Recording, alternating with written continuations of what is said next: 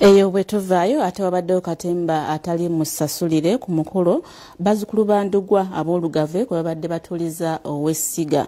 Entabwe evudde ku mpinga abadde agano okuwayo amafumu era nga bino byonna bibadde mu disitulikiti ey'e Wakiso.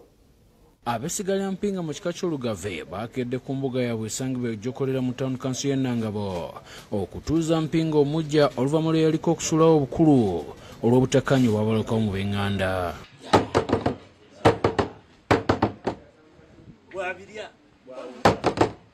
Stephen Kiruta akuliddemu omukolo gw'okusumika asozi kutuuza olunyiriri kyawunya era ng'ono aliko entaana gyamusibiridde.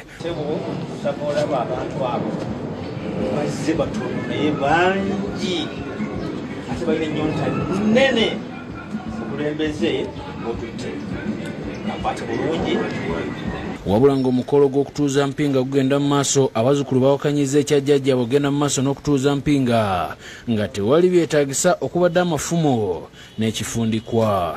Buli kimu ky'oba olina bino kyandinga oba omuntu akoze tubamubbyeko bibbe yabiwaddemu. Wano omukolo guyimiridde ne bakubira mpinga abaddeko Wilberforce Kigere n'abategeeza nga babadde akyaliko byamaliriza. Abazzukulu n'abakulu mu kika balabiddwako nga basobeddwa wabula babadde bakyewunaganya ne zireeta Kigere mu kkanzu ekibaleese akamwanyumwanyu ku matama okusobola okugenda mu maaso n'omukolo. Wabula bano bibaweddeko bwe bamubuuziza amafumu we gali ng'amatama ntengo.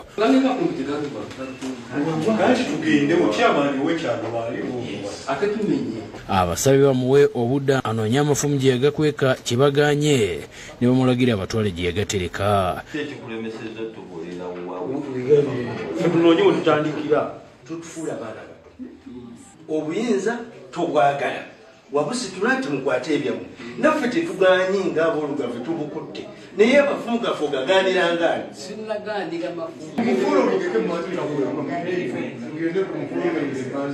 Bamusinziza amaanyi oluvannyuma ne bamuteeka mu mmotoka okubatwala gye gali. Oluvannyuma essaawa namba bano bakomyewo n'amafumu era omukolo ne gugenda mu maaso.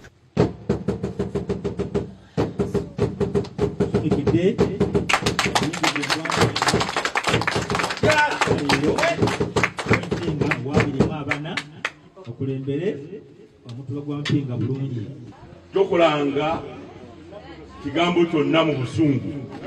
Abazzukulu bano boolaba bakunuulidde. Tuli ku lukiiko lw'olufuzi ng'abennyiriri tukwateko tukozese munsonyiye ddala olw'obuzibu obwo obubaddewo ku mafumu. Ekyo mbadde mbasaba mukinsonyiye. Mpinga oluvannyuma akulembeddwa abambowa n'atwalibwa okutuuzibwa mu bujjuvu. Nze Julius Kafuluma ku lwa Bukedde TV.